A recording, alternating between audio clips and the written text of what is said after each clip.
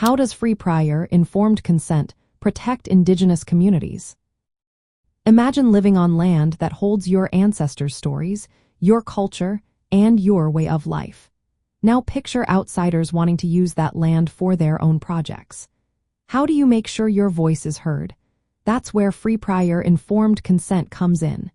It's a way to give Indigenous communities control over decisions affecting their land, resources, and traditions.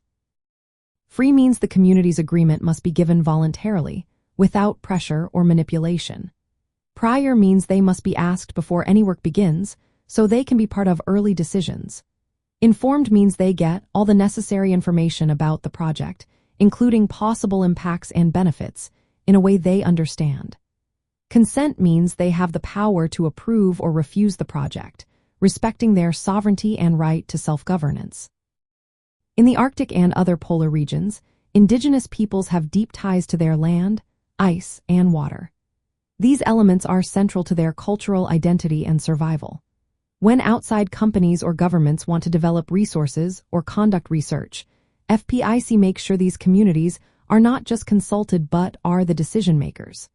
This protects their traditional knowledge and cultural heritage from being ignored or damaged. Developing protocols led by Indigenous communities help define how they want to be approached and how decisions are made. These protocols often involve traditional councils or assemblies, ensuring their governance systems are respected. This process also includes benefit sharing agreements, so communities receive fair compensation for any use of their land or resources. FPIC is especially important in the polar regions because climate change is rapidly altering the environment.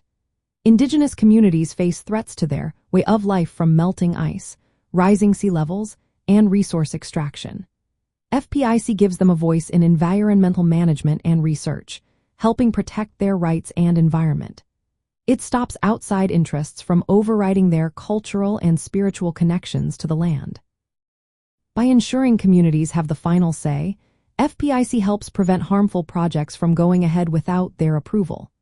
It supports their ability to make decisions that protect their environment, culture, and future. This process promotes fairness, respect, and collaboration, making sure Indigenous communities are not just passive observers but active partners in shaping their own futures.